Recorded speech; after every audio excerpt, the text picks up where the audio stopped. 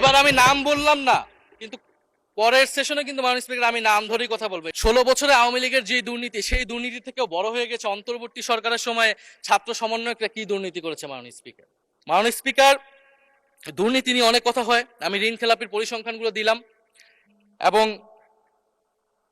নির্বাচনের বিধান অনুযায়ী ঋণ খেলাপিকে নির্বাচনে প্রার্থী হতে পারবে না, কিন্তু আমরা দেখলাম নির্বাচনের আগে কিছু টাকা পরিশোধ করে ঋণ পুনঃতফসিল করে তারা সংসদ সদস্যরা সংসদ সদস্য বেশি আসলেন।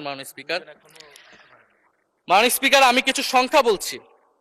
1700 কোটি টাকা, 765 কোটি টাকা, 679 কোটি টাকা, 621 কোটি টাকা, 201 কোটি টাকা, 182 কোটি টাকা, 97 কোটি টাকা। মাননীয় স্পিকার, এগুলো আমাদের সংসদ সদস্য যারা তাদের ঋণ রয়েছে মাননীয় স্পিকার।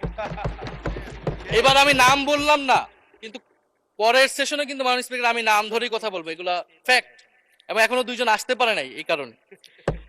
এখন দুর্নীতির বিরুদ্ধে তো যুদ্ধ ঘোষণা হয়েছে, এখন এই ঋণগুলো কবে বাংলাদেশের জনগণ ফেরত পাবে, বাংলাদেশের ব্যাংক ফেরত পাবে মাননীয় স্পিকার, এটা আমরা জানতে চাই।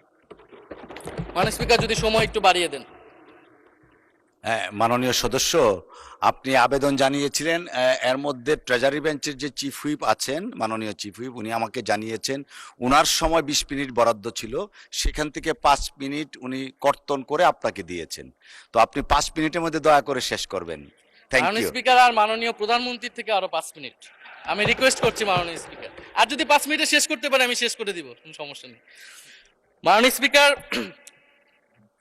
ফলে আমরা দুর্নীতির কথা বলা হচ্ছে, 16 বছরে আওয়ামী লীগের যে দুর্নীতি, সেই দুর্নীতি থেকেও বড় হয়ে গেছে অন্তর্বর্তী সরকারের সময় ছাত্র সমন্বয়করা কি দুর্নীতি করেছে মাননীয় স্পিকার।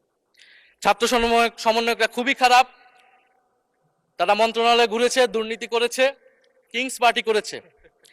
তো মাননীয় স্পিকার, গত আওয়ামী লীগের আমলে 16 বছরের দুর্নীতির বিচার ওনারা কিভাবে করবেন সেইটা মাননীয় স্পিকার ওনাদের বলা উচিত জনগণের সামনে। এবং আরো ভালো হয় যদি 2001 থেকে 6 সাল পর্যন্ত মাননীয় স্পিকার যে দুর্নীতির অভিযোগগুলো এসেছিল সেটারও একটা স্বচ্ছ তদন্ত মাননীয় স্পিকারের বর্তমান সরকার করে।